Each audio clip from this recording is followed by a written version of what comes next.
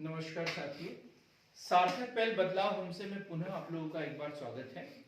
और सार्थक पहल के माध्यम से चलो बने अर्थशास्त्र मुहिम के अंतर्गत आज हम लेके आए हैं डीमोनेटाइजेशन, विमुद्रीकरण। मुद्रा मुद्रा मुद्रा का अर्थ क्या होता है? क्रय विक्रय का माध्यम, जिससे वस्तुओं एवं सेवाओं का क्रय विक्रय किया जाता है। लीगल टेंडर, हम लीगल टेंडर की बात करें, जिसे आरबीआई के द्वारा विधिग्राह्य मुद्रा घोषित किया गया है।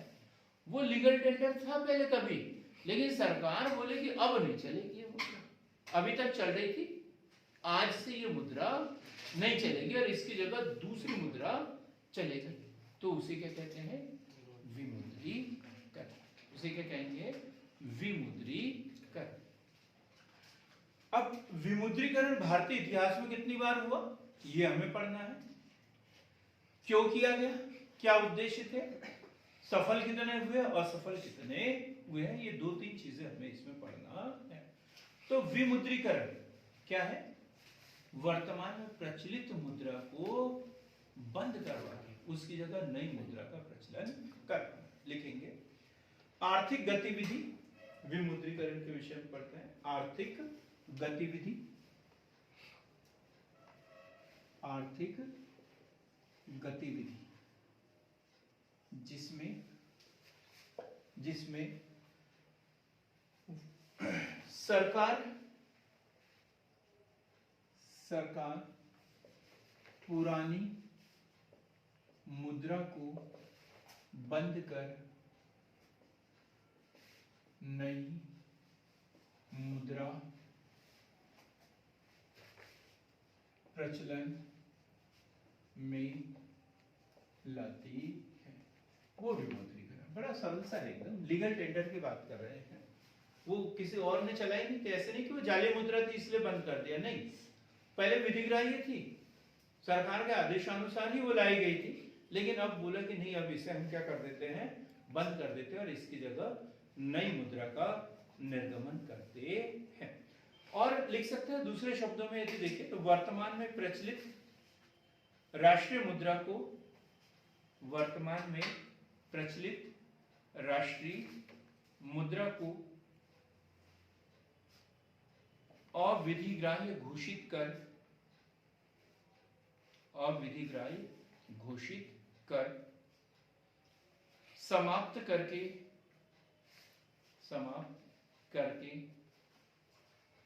नई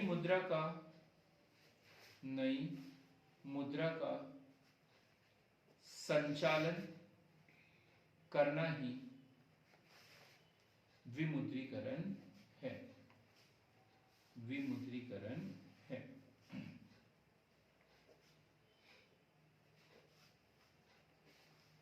अब हम बात करते हैं भारत में विमुद्रीकरण। भारत में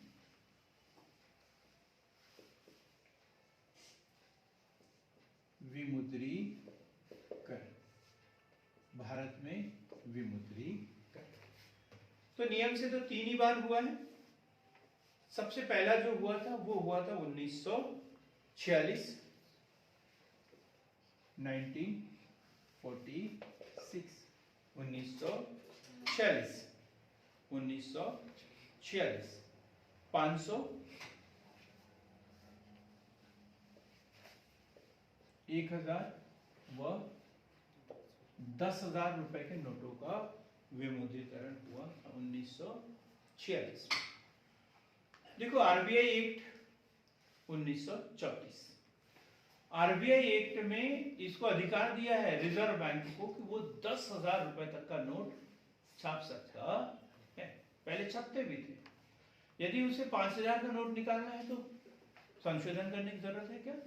नहीं, सरकार आदेश दे और वो 5,000 का नोट छाप सकता है, क्योंकि आरबीआई एक्ट में लिखा है वो 10,000 तक का नोट छाप सकता है और 10,000 का नोट छपता भी था पहले है। लेकिन फिर वही बात, भ्रष्टाचार और ये इसलिए 500, 1000 और 10,000 के नोटों का विमुद्रीकरण 1946 में हो गया। फिर दूसरा जो विमुद्रीकरण हुआ है वो हुआ है 1978। किसकी सरकार बनी थी? चौथे प्रधानमंत्री, भारत के चौथे प्रधानमंत्री मोरारजी देसाई। और 1000 और 5000 के नोटों का विमुद्रीकरण, 1000 वो 5000 के नोटों का विमुद्रीकरण। कभी क्वेश्चन बन जाए कि सरकार ने अभी तक निम्नलिखित में से कौन सा नोट नहीं छापा है, और उसमें पता नहीं कोई ऑप्शन दे या ना दे, 5000 का ऑप्शन दे तो सबसे पहले हम उसी को कैंसिल कर देंगे, है ना, यही करेंगे, 5000 को ही हटा देंगे जबकि वो नोट बना हुआ है। तो 5000 के नोटों का विमुद्रीकरण, 1000 वो 5000 के नोटों का विमुद्रीकरण किसने की थी अनुशंसा? ये 1970 में प्रत्यक्ष करों पर अनुशंसा के लिए गठित कौन सी समिति? वाचु समिति। कौन सी समिति? वाचु समिति। वाचु समिति ने ये बात की थी और इस आधार पर जो है ये विमुद्रीकरण हुआ 1978 में। अब 1970 में तो नहीं किया, 71 में नहीं किया, 72 में नहीं किया, क्योंकि कांग्रेस की सरकार, और जैसे ही नई सरकार बनी, जब भी नई सरकार बनती है ऐसा कुछ न कुछ उन्होंने किया है। ठीक, अब तीसरा जो विमुद्रीकरण हुआ है वो हुआ है 8 नवंबर 2016। 8 नवंबर 2016, तब भी नई सरकार बनी और उस समय प्रधानमंत्री थे नरेंद्र दामोदर दास मोदी जी, और इन्होंने क्या किया? 500 और 1000 के नोटों का विमुद्रीकरण कर दिया और 500 का नया नोट बनाया। 1000 का नोट तो बना ही नहीं, उसकी जगह 2000 का नया नोट लेकर आ गए, 2000 का नया नोट लेके आ गए। एक और विमुद्रीकरण हुआ 2005 में, लेकिन वो विमुद्रीकरण नहीं कहलाता है। यदि किसी को समझदारी आ गई होगी 2005 में तो वो मेरे बात को समझ पाएंगे, नहीं तो नहीं समझ पाएंगे। आप लोगों में किसी को आई थी क्या कि हाथ में रुमाल ही रखते थे सब लोग, कि किसी को आ गई थी समझदारी? नहीं आई थी। आप पैंट पहनते थे आप? पता नहीं मतलब बहुत छोटे थे क्या, ये पूछ रहा हूँ मैं। बहुत छोटे थे। हाँ जी, कोई बोल रहा ऑनलाइन वाले?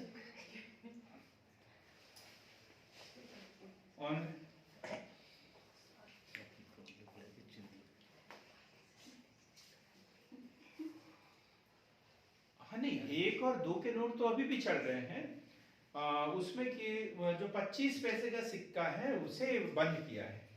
50 पैसे का सिक्का भी अभी विधिग्राह्य है। 1 रुपए का सिक्का भी, 1 रुपए का नोट भी और 2 रुपए का नोट भी। ये बात अलग है कि 1 रुपए और 2 रुपए के नोट अब छपना बंद हो गए, सिक्कों से ही काम चल जाता है। हम 2005 में एक विमुद्रीकरण हुआ था। हाँ,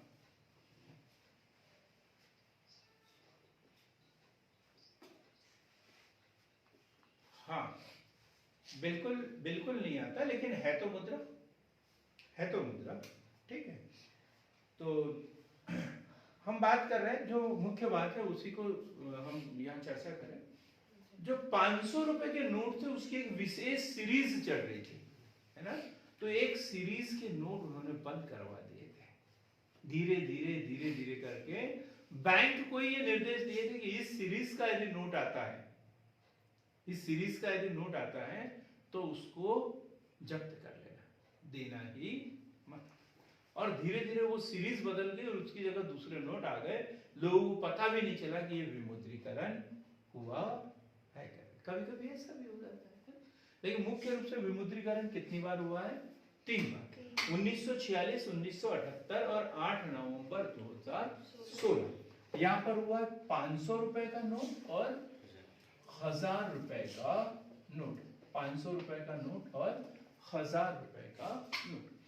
अब बात उठती है कि ऐसा क्यों किया जाता है, उद्देश्य क्या है इसके, विमुद्रीकरण क्यों किया जाता है? या सरकार की तबीयत खराब हो जाती है तब कर देती है, या किसी साजिश के तहत या प्लानिंग के तहत? काले धन को बाहर निकालना है ना। ये काला धन कैसा होता है? काला धन कैसा होता है? काला होता है इसमें जैसे अवैध संबंध से, जैसे गैर कानूनी गतिविधियों से कमाया हुआ ऐसा धन जो सरकार से छुपा के रखा गया है, जिसके ऊपर सरकार को हमने टैक्स नहीं दिया है, सरकार की जानकारी में वो धन नहीं है, तो ऐसा धन जो होता है वो काला धन कहलाता है। और इस काले धन को बाहर निकालना, जो लोगों के पास जब्त है इधर उधर, जो समानांतर अर्थव्यवस्था के रूप में काम कर रहा है। 10 लाख की जमीन है, 10 लाख में खरीदी है, लेकिन सरकार को बता दिया 2 लाख में, और सरकार को सिर्फ 2 लाख का टैक्स दिया और 8 लाख का लेन देन वैसे ही हो गया। और ऐसा उसको जो पैसे मिला उससे दूसरी कोई संपत्ति खरीदेगा, और ऐसा निरंतर चलते रहता है। इसलिए इसे क्या बोलते हैं? समानांतर अर्थव्यवस्था। समानांतर अर्थव्यवस्था मतलब सब कुछ हो रहा है लेकिन सरकार को इसकी खबर ही नहीं रहती, सरकार को इसको टैक्स नहीं मिलता है। तो सबसे पहला उद्देश्य है काले धन को कम करना, काले धन को कम करना या ब्लैक मनी को वाइट करना या उसे समाप्त करना। दूसरा भ्रष्टाचार में कमी, भ्रष्टाचार में कमी। जैसे 2016 में ये जो हुआ था नोटबंदी है ना, लोगों के ऊपर बिजली की तरह गिरी थी। उसके बाद उत्तर प्रदेश में चुनाव थे, है ना, चुनाव थे, तो वो पार्टियां ही खत्म हो गई फिर उसके बाद से, जो ऐसा कुछ करने के कगार पर थे। आतंकवादी गतिविधियां बंद हो गई थी क्योंकि उनको पैसा ही नहीं मिल रहा था। तो भ्रष्टाचार कहां से? लोग जो करोड़ों की बिल्डिंगें खरीदते थे वो 25 लाख में कोई लेने को तैयार नहीं था, किसी के पास पैसा ही नहीं हुआ है। तो क्या भ्रष्टाचार में कमी। जाली नोटों को निष्क्रिय करना, जाली नोटों को निष्क्रिय करना, जाली नोटों को निष्क्रिय करना। अब क्या हुआ, जो पहले नोट चल रहे थे, जो नोट चल रहे थे, जाली नोट भी सेम वैसे ही बनाए थे। अब वो इतने घुल मिल गए कि असली और नकली की पहचान ही नहीं हो पा रही थी। वो सरकार ही कर सकते थे, हम लोग नहीं कर सकते थे। अब एक एक के पास कौन जाएगा? सरकार ने क्या किया, जो हरा नोट था उसको लाल कर दिया, कुछ नहीं किया। तो जो नकली नोट थे वो कैसे हो गए अपने आप, जो असली थे वो तो बैंक के पास में जमा करने के लिए चले गए, ये असली नोट है।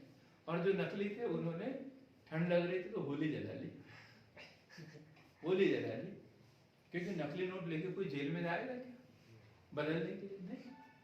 तो इस तरीके से जाली नोटों को निष्क्रिय करना, और जो फर्जी मुद्रा थी, जाली मुद्रा थी, वो अपने आप ही चलन से बाहर हो गई। जाली नोटों को निष्क्रिय करना, अर्थव्यवस्था को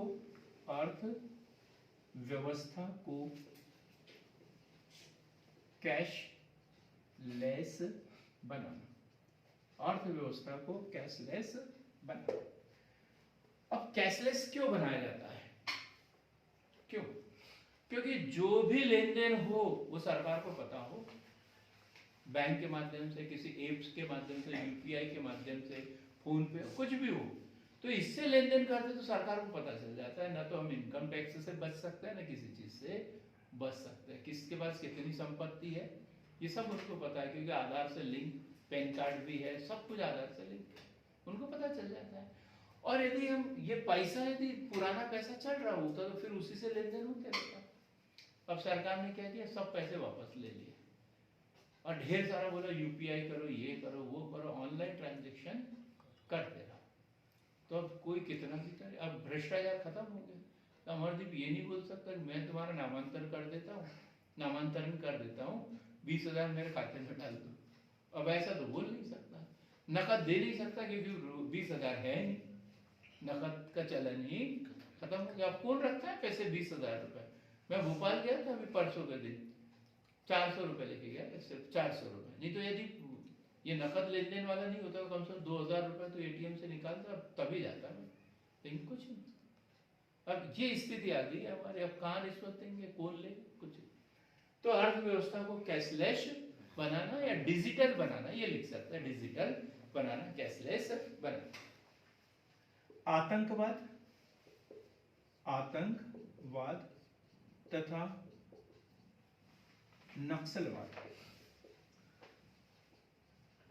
नक्सलवाद को समाप्त करना।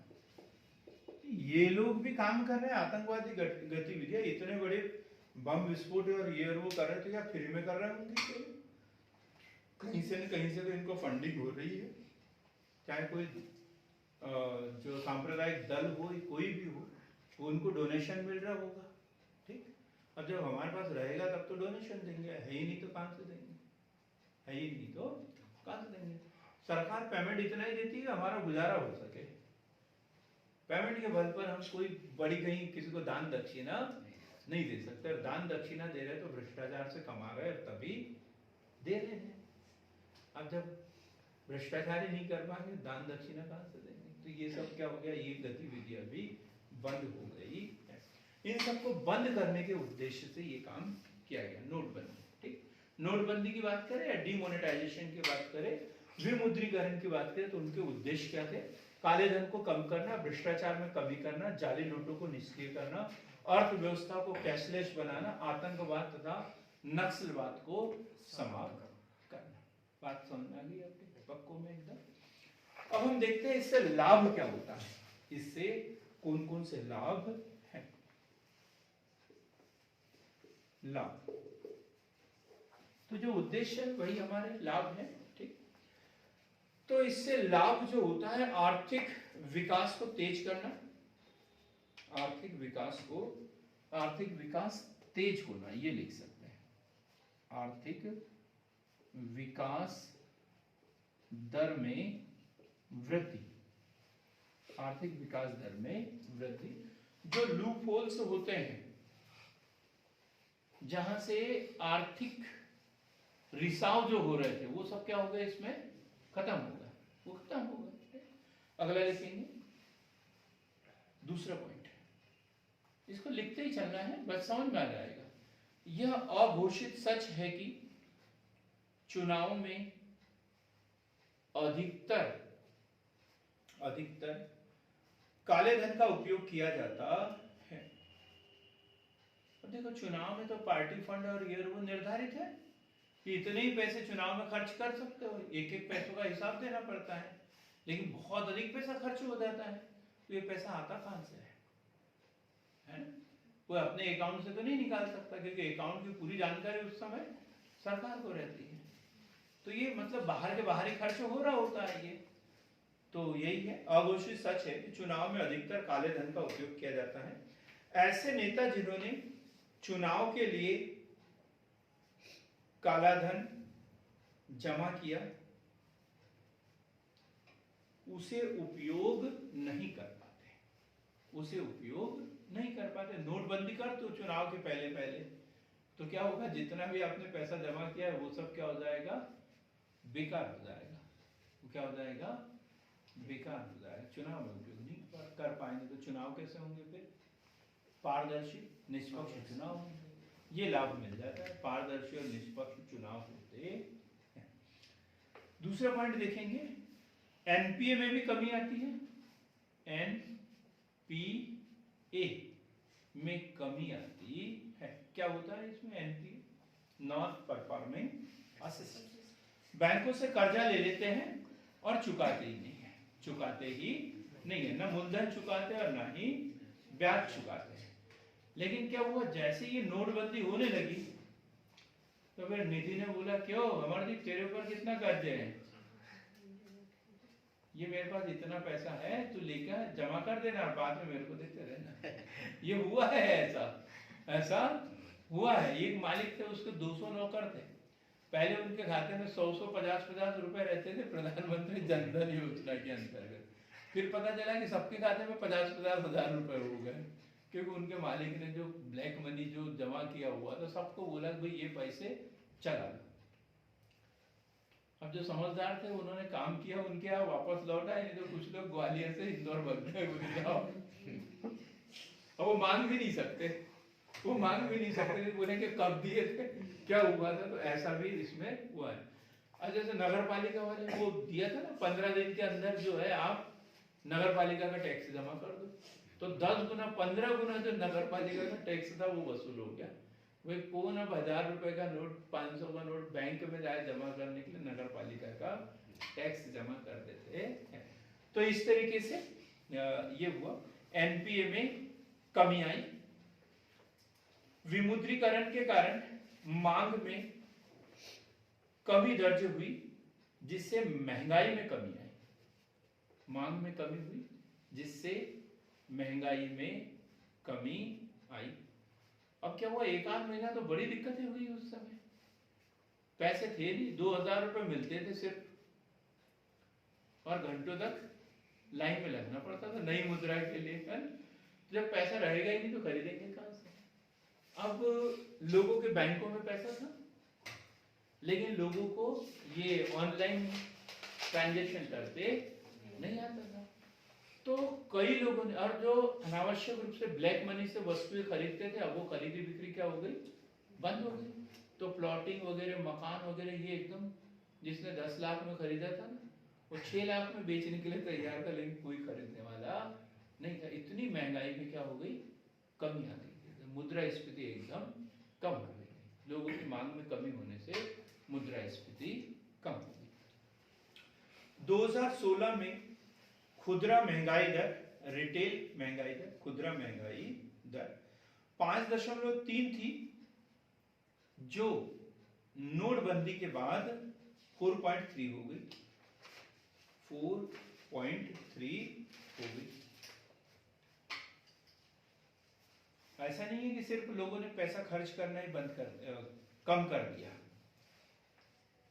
सरकार के राजस्व में भी वृद्धि हुई, क्योंकि इसमें छूट दे रखी थी कि आप 1 महीने तक, 2 महीने तक ये जमा कर सकते हो। जैसे अब हमने मकान टैक्स जब से मकान बना तब से दिया ही नहीं है। अब सरकार बोले नोटबंदी आ रही है, टैक्स जमा कर दो। खैर हम नहीं करेंगे क्योंकि हमारे पास ब्लैक मनी तो है ही नहीं, है, लेकिन हम वैसे ही जमा कर देंगे। तो सरकार बोलेगी कि अब आपको टैक्स देना है, इतना टैक्स हो गया तो हम दे देंगे, है? अभी ना कोई बोलने के लिए आया ना कुछ, ठीक। लेकिन जो 420 कर रहे थे, अब उनके पास में अतिशेष में पैसा बचता है, हिसाब किताब है नहीं उनका, तो अब क्या करेंगे, ये सब चीजें कर लेंगे। मकान टैक्स वगैरह जो है वो राजस्व में वृद्धि लिखेंगे। विमुद्रीकरण से सरकार के राजस्व में उल्लेखनीय वृद्धि हुई है, वित्त मंत्रालय के आंकड़ों के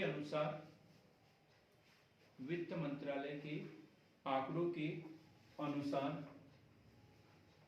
दिसंबर 2016 में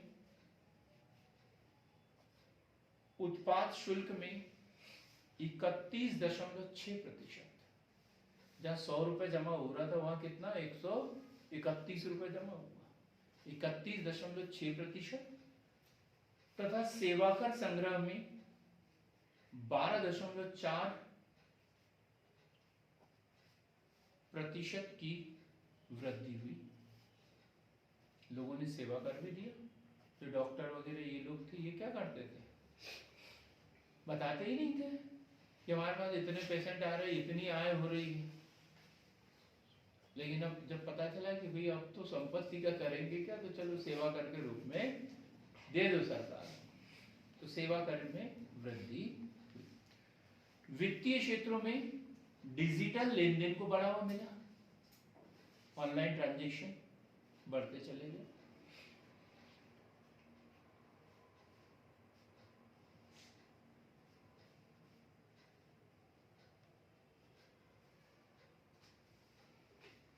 बैंक दर में कमी आई,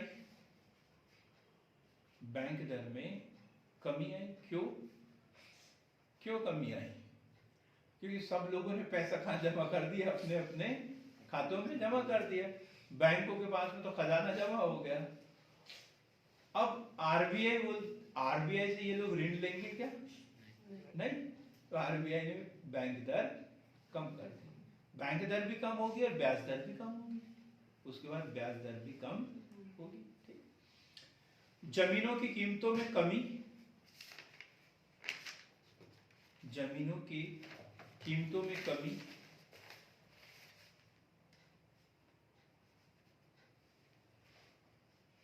घर खरीदना आसान हो गया,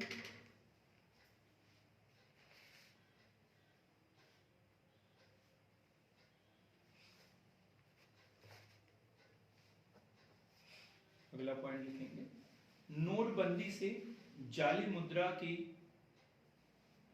समस्याओं पर लगाम लगी, लगाम लगी क्योंकि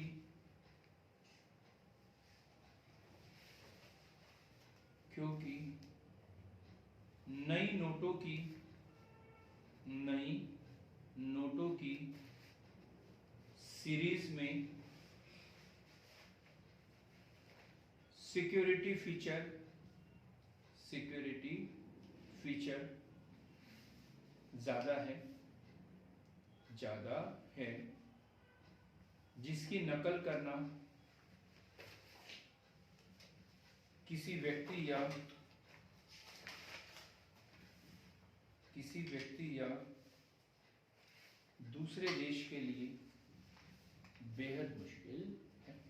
मतलब तुरंत तो नहीं कर सकते, 2-3 साल तो लगेंगे उसे, बेहद मुश्किल होगा। लास्ट पॉइंट लिखेंगे, ये तो एकदम समझने कोई जरूर नहीं है, कठिन नहीं है, एकदम सरलता। लास्ट पॉइंट लिखेंगे, विमुद्रीकरण से आतंकवाद, अलगाववाद व नक्सलवाद की उग्र घटनाओं में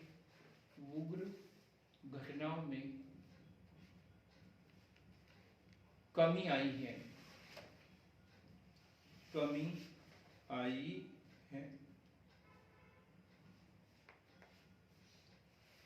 अवैध रूप से जमा कैश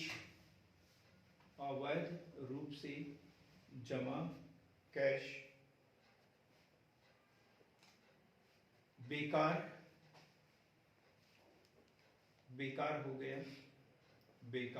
हो गया। ठीक है, इतना ही बहुत है। तो ये इससे क्या हुआ, कुछ लाभ हुए, लेकिन लाभ ही नहीं हुए। हर सिक्के के दो पहलू होते हैं, हेड और टेल। तो इससे कुछ हानियां भी देखने को मिली, हानियां भी हुई। तो हानियों की भी हम एक के बाद एक चर्चा करेंगे। सामान्य से बिंदु है, लिखना भी जरूरी नहीं है। देखो क्या है, अब वहां एक फैक्ट भी है, उसमें तथ्य भी है। देखो यदि हम पहले से बोलते थे कि इस तारीख को विमुद्रीकरण होगा, तो लोग बाग पहले ही सेटलमेंट कर देते, है ना? और अचानक कर दिया तो जिसके लिए किया वो लोग तो हमेशा सक्षम रहते हैं। और बेचारे गरीब लोग जिसके पास एक 500 का नोट था, वो क्या करेंगे? इसमें कोई भी कदम उठाया जाए तो दिक्कत गरीब वर्ग की होती है, और इसमें यही हुआ। परेशान कौन हुए? गरीब लोग हुए, जिनके पास में कुछ नहीं था।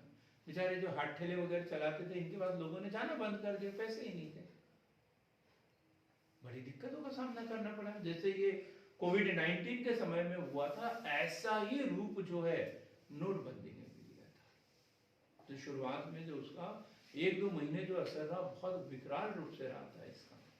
जो शादियां वगैरह थी, जिनके घर में शादियां वगैरह होना था, शादियां टूट गई, टल गई। हो सकता है 2 लाख का दहेज देने की बात की थी, अब इधर जमा कर दी, अब कहां से देंगे, है? या फिर लोगों के पास में पैसे नहीं, कैश मिल नहीं रहा। जिसकी मान के चलो कि 8 नवंबर को हुआ और 15-20 नवंबर को किसी के यहाँ शादी है, कहां से लाएगा सामान, कहां से लाएगा? तो ऐसा हुआ है कि उस समय की जो शादियां है वो टल गई है, डेट बदल दी गई है। इस तरीके से तक के मतलब ये दुष्प्रभाव भी बोलेंगे, इसे बुरे परिणाम बोलेंगे। तो लिखेंगे नंबर 1, नकदी का गंभीर संकट। नकदी का गंभीर संकट। अनुमान के अनुसार नोटबंदी के समय 500 व 1000 रुपए के नोट का प्रतिशत कुल मुद्रा का 86% था। देखो ये 2 रुपए, 10 रुपए, 50 रुपए, 100 रुपए के नोट ज्यादा होते हैं, लेकिन नाम मात्र के ही होते हैं, जेब का वजन बढ़ाने के लिए होते हैं, है?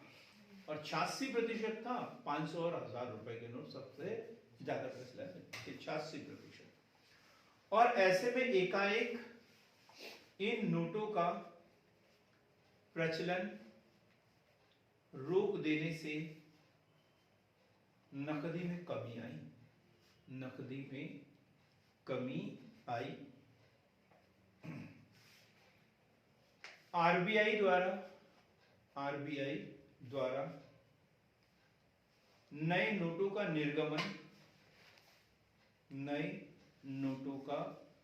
निर्गमन मांग से कम कमजोर, मांग से कम लिखा, नोटों का निर्गमन मांग से कम। अगला पॉइंट क्या है, इसी में कॉमा लगा के लिखना है, कमजोर व सीमित बैंकिंग ढांचा। कमजोर व सीमित बैंकिंग ढांचा, यह क्या मतलब है? कमजोर मतलब ना तो उनकी व्यवस्था थी कि कैसे पैसे देना है, किसको देना है, कितने रुपए देना है, और सीमित के साथ हर गांव में बैंक नहीं है। बैतूल में इतना बड़ा शहर है, बैंक कितने कम है। सबके सब लोग बैंक में चल जाए तो फिर बैंक में पैर रखने के लिए भी जगह नहीं मिलेगी। हर परिवार से एक ही चल जाए हर एक बैंक में तो भी काम बिगड़ जाएगा, और जाना तो पड़ेगा क्योंकि 2000 रुपए मिल रहे हैं, और 2000 रुपए तो पर डे का खर्च होता है घर का। ये स्थिति थी। तो आरबीआई, ये जो अनुमान था, जो अनुमान लगाया था कि इस तारीख को नोटबंदी करेंगे और इस तारीख तक इतने रुपए बैंकों तक पहुंचा देंगे, लेकिन ऐसा हुआ नहीं, इसलिए दिक्कतें ज्यादा बढ़ी थी। तो क्या था इसमें कि आरबीआई द्वारा नए नोटों का निर्गमन मांग से कम, कमजोर व सीमित बैंकिंग ढांचा, और बैंक के कुछ अधिकारियों व कर्मचारियों द्वारा किया गया भ्रष्टाचार। इसके कारण नकदी का संकट और कम हो गया। क्या करते थे ये लोग? 2-2 हजार रुपए सबको देना था ना? नहीं, वो तो गांव का जो शहर का धन्ना सेठ है उसको एक पेटी पूरी पहुंचाते और बाकी सबको वो लाइन में लगा के रख रहे। लोग लाइन में लगे हुए सामने के गेट में, और पूरा लेन देन पीछे के गेट से चलते जा रहा है। ऐसा कई जगह पकड़ाए ऐसे। कई जगह ऐसा हुआ कि जो नकली नोट लेके आ रहे थे उनको जमा भर करते जा रहे थे, कोई रसीद नहीं, कोई कुछ नहीं, कोई हिसाब नहीं, कोई कुछ नहीं। जैसे संजय का नाम, इसने बेचारे ने जीवन में 1000 का नोट नहीं देखा, और पता चला कि संजय के नाम से भी उन्होंने 50,000 लिख दी कि संजय ने 50,000 जमा किया और उसकी जगह अपने नई मुद्रा दे दी करके। ऐसे भी गड़बड़ी कर दी उसमें। तो वास्तव में जिसको जरूरत थी, इनके जैसा शरीफ आदमी जो लाइन में लगा हुआ तो लाइन में ही लगा है। 10 बार गया वो बैंक में 2000 लेने के लिए, एक भी बार नहीं मिले। एक बार मिले तो 2 डंडे, वो भी हुआ, लाठीचार्ज भी हुआ। ऐसी ये घटना है जो उस समय हुई। दूसरा पॉइंट लिखेंगे, विमुद्रीकरण ने श्रम, भूमि व कर संबंधी सुधारों को अधर में लटका दिया। और भी सुधार कार्य चल रहे थे, जैसे कर संबंधी, भूमि संबंधी, श्रम संबंधी। अब श्रमिकों के लिए ढेर सारी योजनाएं लागू थी। अब जब नोटबंदी आए तो बाकी 2-4-6 महीने दूसरा कुछ भी नहीं हुआ। अब कहां से देंगे पैसा? सरकार के पास पैसा ही नहीं है, ऋण कहां से देंगे? तो ये सारी योजनाएं जैसे कि वैसे ही रहेंगे, बस एक ही हवा चली, क्या, नोटबंदी नोटबंदी नोटबंदी, और क्या आ गया बीच में, नहीं, सोनम गुप्ता बेवफा है, सोनम गुप्ता बेवफा है, ये चल रहा था, और नोटबंदी चल रही थी, बस दो ही चल रही थी, और मेरे भाइयों और बहनों, रात के 12 बजे यदि कोई बोले तो समझ जाओ कि कोई बड़ी घटना घटने वाली। ऐसे तरह तरह के जो मीम है वो चल रहे थे सोशल मीडिया पर, सोशल मीडिया पर ये चल रहा था, बाकी सारी योजनाएं क्या थी, बंद थी। तो क्या विमुद्रीकरण ने श्रम, भूमि व कर संबंधी सुधारों को अधर में लटका दिया, क्योंकि सरकार के लिए भी यह मुमकिन नहीं था कि, सरकार के लिए भी यह मुमकिन नहीं था कि वह एक साथ कई सुधारों को गति दे सके, कई सुधारों को गति दे सके। इसी के चलते जीएसटी को जनवरी की बजाय जुलाई में लागू किया गया। जो जीएसटी जो है 1 जनवरी 2017 को लागू होना था, लेकिन कब लागू किया गया इसे, जुलाई 2017 को। क्लियर हो गई ये बात में? अगला लिखेंगे, विमुद्रीकरण से उत्पन्न खपत, विमुद्रीकरण से उत्पन्न खपत और निवेश में कमी आई।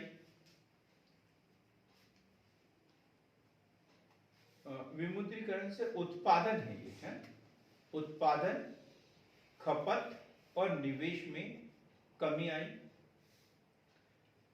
जिसका अर्थव्यवस्था की विकास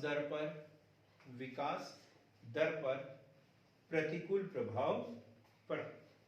प्रतिकूल यानी क्या होता है, उल्टा, हानिकारक प्रभाव पड़ा। देखो उत्पादन कम होगा, खपत भी कम होगी। पहले खपत कम हुई तो लोगों ने उत्पादन बंद कर दिया। जैसे लोग खरीदना बंद कर देंगे तो कारखाने वाले बनाना भी बंद कर देंगे, स्वाभाविक सी बात है। अब जब उत्पादन ही बंद हो गया तो फिर निवेश कहां से होगा, लोगों के पास में पैसा ही नहीं बचे, निवेश भी कम। तो इसका सीधा सा जो है अर्थव्यवस्था के आर्थिक विकास की दर पर प्रभाव पड़ा, और आर्थिक विकास दर कम हो गई है, प्रतिकूल प्रभाव पड़ा। एसोचैम के अनुसार, एक संगठन है एसोचैम के अनुसार, नोटबंदी का सबसे बुरा प्रभाव एमएसएमई पर पड़ा। क्या होता है संजय, एमएसएमई? एमएसएमई सर वो बैंक होती है क्या, medium micro small medium enterprises, औद्योगिक इकाइयां, सूक्ष्म लघु एवं मध्यम औद्योगिक इकाइयां, जो छोटे छोटे उद्योग थे उनके ऊपर ज्यादा प्रभाव पड़ा है इसका, एमएसएमई। ठीक, तो क्या एसोचैम के अनुसार नोटबंदी का सबसे बुरा प्रभाव सूक्ष्म लघु और मध्यम उद्योगों पर पड़ा, क्योंकि नोटबंदी को बिना पुख्ता इंतजाम के लागू करना आम लोगों की परेशानियों का सबब बना, आम लोगों की परेशानियों का सबब बना।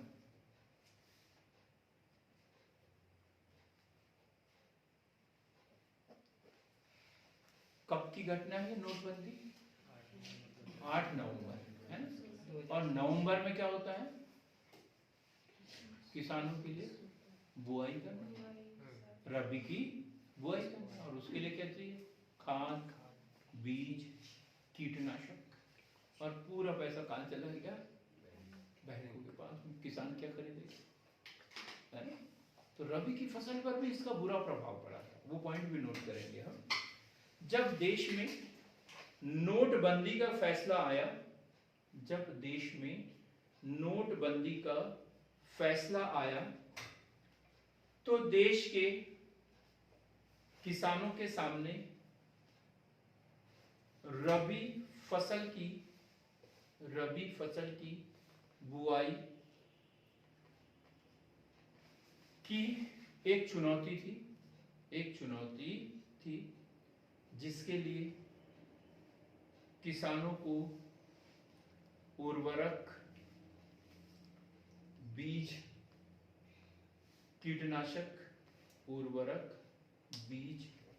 कीटनाशक आदि की व्यवस्था करना बड़ा कठिन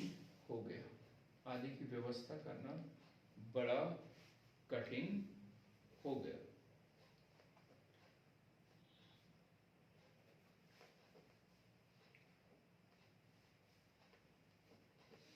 अब जो छोटे वर्गों की बात करें, मनरेगा में कार्यरत श्रमिकों की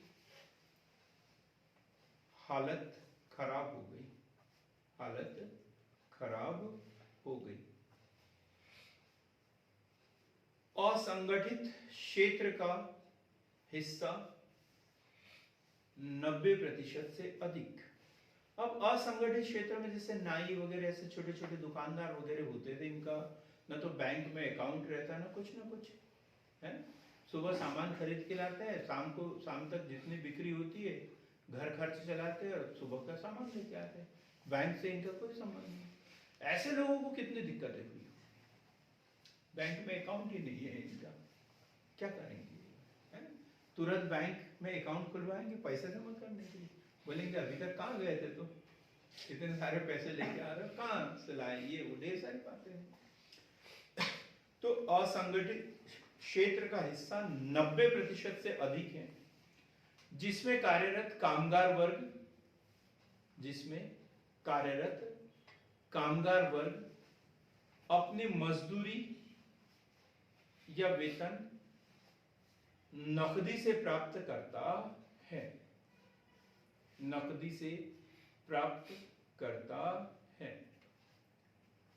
ऐसे वर्ग का रिवर्स माइग्रेशन हुआ।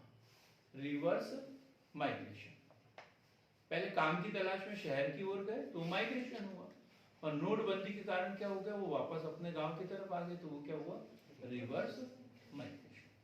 लास्ट पॉइंट, अब सरकार को क्या उम्मीद थी इसमें देखो, तो जितने मुद्रा प्रचलन में थी उसमें 86% कौन से थे, 500 और 1000 के नोट थे। सरकार को ऐसा लगा कि इसमें से तो काले धन के रूप में आधा पैसा जाम हो जाएगा और नोटबंदी हमारी सफल हो जाएगी। लेकिन क्या हुआ, जितने नोट थे वो सरकार के पास में वापस आ गए, जैसे कि वैसे पूरे के पूरे। तो नोटबंदी को सफल हुई क्या, नहीं, जितने नोट चलन में थे पूरे के पूरे तो वापस आ गए, और उसकी जगह दूसरे पैसे देना पड़ा सरकार को। तो मतलब उनके नए नोट को छापने का खर्च वगैरह इतनी सारी व्यवस्था करने का सरकार के ऊपर तो उल्टा हो गया है। तो ये असफल, ये भी इसका दोष लिखेंगे इससे अच्छे से। 500 व 1000 के 15.41 लाख करोड़ रुपए प्रचलन में थे।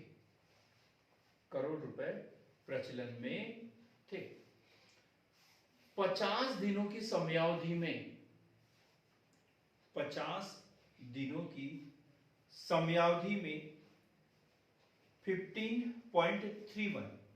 15.31 लाख करोड़ रुपए आरबीआई के पास वापस